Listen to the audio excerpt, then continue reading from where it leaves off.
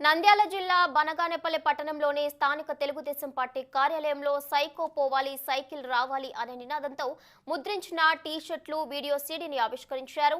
Psycho పాలనలో రాష్ట్రం అధోగతి పాలైందని ఆయన విమర్శించారు. ఈ సందర్భంగా బీసీ జనార్దన్ రెడ్డి మాట్లాడుతూ రాష్ట్రానికి పూర్వ వైభవం రావాలంటే చంద్రబాబు నాయుడు ముఖ్యమంత్రి కావాలని అన్నారు.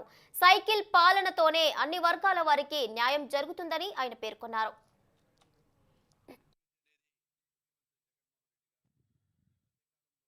సైకోను మించి నిర్ణయాలు తీసుకోవడం జరుగుతూ ఉంది.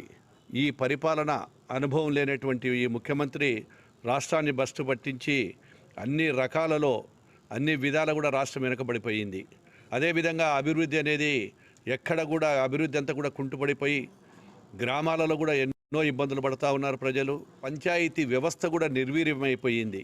భారతదేశ చరిత్రలో స్వాతంత్రం వచ్చిన తర్వాత ఇలాంటి జీవో నంబర్ 1 తీసుకొచ్చి ప్రజల యొక్క హక్కులను అదేవిధంగా రాజకీయ నాయకుల హక్కులను కూడా కాలరాస్తూ ఉన్నాడు.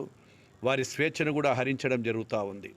ప్రజలందరూ కూడా తిరగబడతా ఉన్నారు. ఈరోజు ఈ సైకో ముఖ్యమంత్రిని ఎప్పుడు పంపించాలి, ఈ సైకో ముఖ్యమంత్రి పోతేనే ఈ రాష్ట్రం బాగుపడుతుంది, మళ్ళీ ఈ రాష్ట్రం బాగుపడాలి, మళ్ళీ మనకు ఒక గౌరవం దక్కాలి, ఈ భారతదేశంలో నవ్యాంధ్రప్రదేశ్కు ఒక గౌరవం దక్కాలంటే సైకో ముఖ్యమంత్రి పోవాలని చెప్పి ప్రజలందరూ కూడా ఎదురు చూస్తూ ఉన్నారు.